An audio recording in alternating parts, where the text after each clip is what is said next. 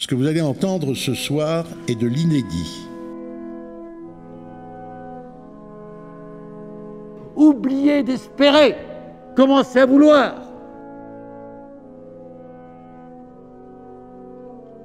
Voilà ce qui s'appelle juger.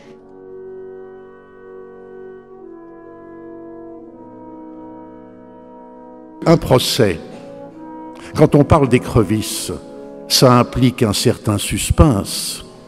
Le juge ne vise que l'apparence. Il ne peut pas tendre à la vérité. Il n'est pas fait pour la morsure du soleil.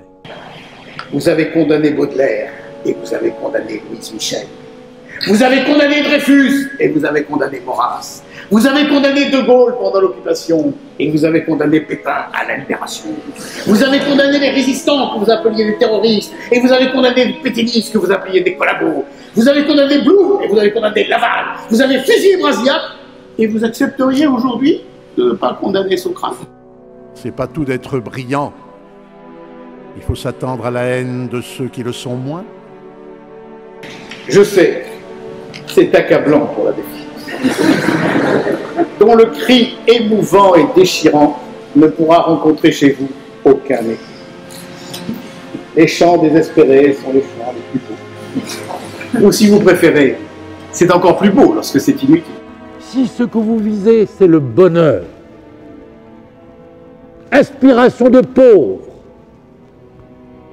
revendication des indignes, mais si vous aspirez à la lucidité et à la vérité et à la solitude qu'est cette supériorité-là, alors écarquillez les yeux et commencez par vous regarder sans pardon.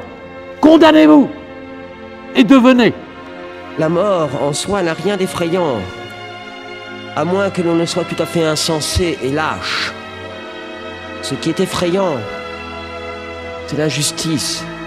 Ces avocats extraordinaires, vous avez vu qu'ils sont capables d'utiliser à la fois ce qu'il y a de plus choquant dans les idées politiques, tout en étant acceptables par l'humour, l'intelligence et le fait que véritablement, quand ils le disent, ils plaisantent à moitié.